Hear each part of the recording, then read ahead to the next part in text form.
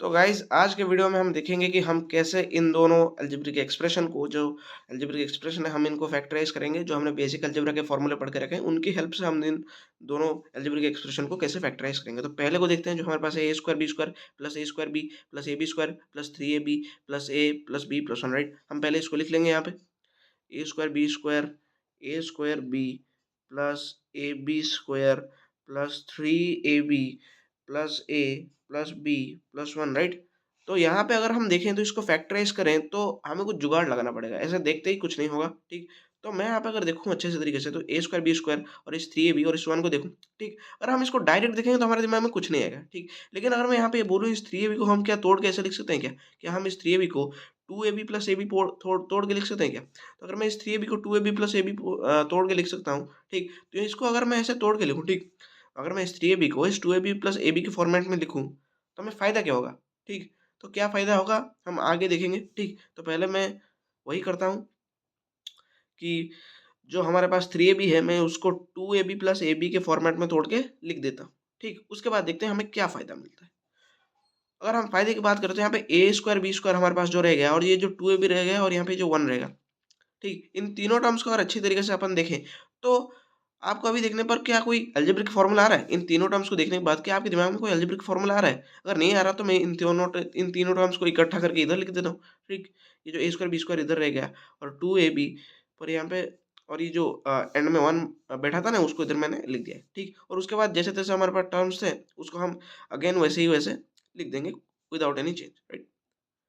वैसे का वैसे हमने लिख दिया, ठीक। सिर्फ इस ए स्क्वायर बी स्क्वायर और इस 2ab और इस 1 को इन तीनों टर्म्स को हमने इकट्ठा करके यहाँ पे पहले लिख दिया, ठीक। अगर अपन इसको पहले यहाँ पे देखें इस A square B square plus 2ab plus 1 को, ठीक। अगर हम इन तीनों टर्म्स को देखें तो इसको देखने पर कोई फॉर्मेट आपके दिमाग में आ रही है तो वो फॉर्मेट शायद X square plus 2xy plus Y square ही होगा, राइट।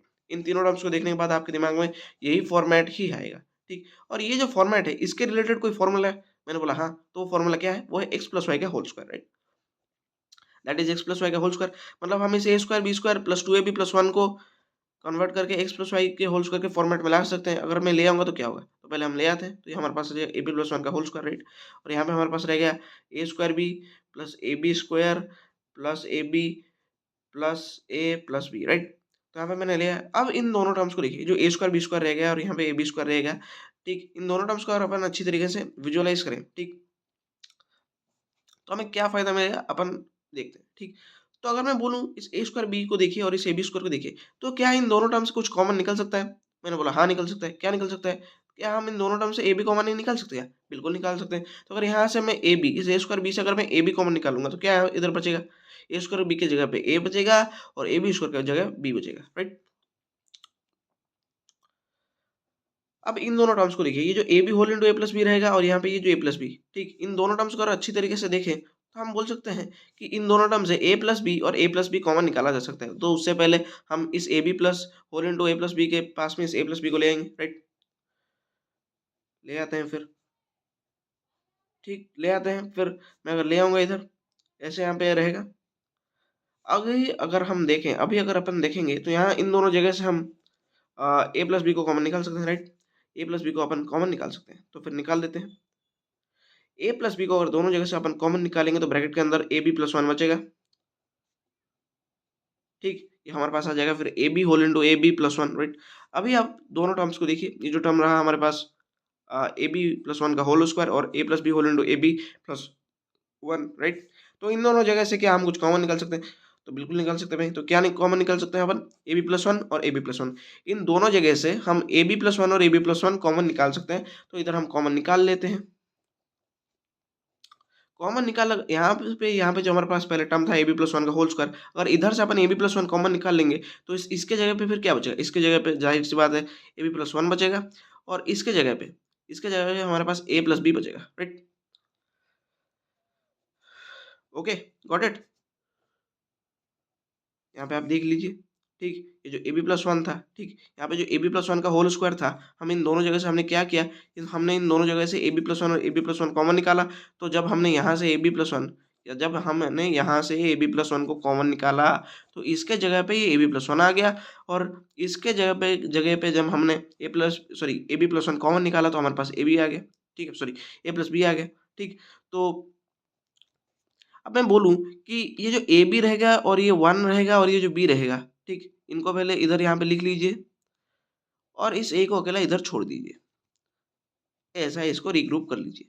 अब मैं बोलूँगा इस ए बी प्लस 1 को इस A B plus B plus 1 के फॉर्मेट में, ठीक है, तोड़ के डिस्ट्रीब्यूट करके लिख दीजिए,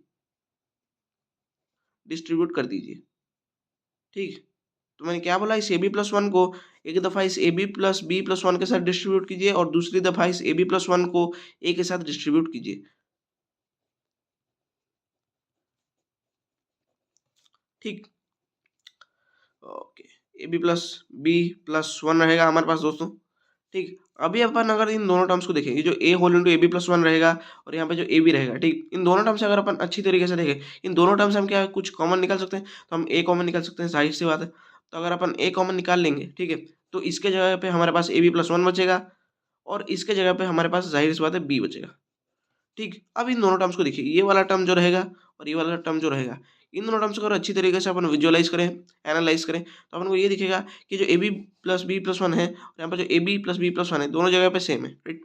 तो हम a B plus B plus 1 और a B plus B plus 1 दोनों जगह से कॉमन निकाल सकते हैं। तो अपन अगर निकाल लेंगे तो फाइनल रिजल्ट यहाँ पे क्या रहेगा, ठीक। अगर मैं यहाँ से a B plus B plus 1 common निकालूंगा तो बदले में ये बचेगा ब्रैकेट के अंदर, राइट। तो यहाँ पे ए बी प्लस 1 आ गया और यहाँ से जब मैंने a B plus B plus 1 common निकालूंगा तो यहाँ पे मेरे पास ए बचेगा, राइट, ए बचेगा ऐसा। अब यहाँ पे देखिए तो हमारे पास फैक्टराइज्ड फॉर्मेट में क्या आया, हमारा फैक्टराइज्ड फॉर्मेट में है a B plus B plus 1 whole into A B plus 1 plus a, right. तो इस फैक्टराइजेशन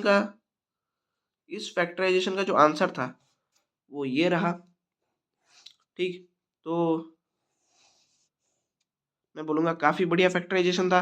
और ये जो सेकंड वाला फैक्टराइजेशन है, ठीक, ये जो है A whole into 2a plus 2b plus c minus 3 plus b minus 1 whole into c minus 1, इसका जो फैक्टराइजेशन है हम दूसरे वीडियो में अपलोड करेंगे। तो स्टे सेफ, थैंक यू।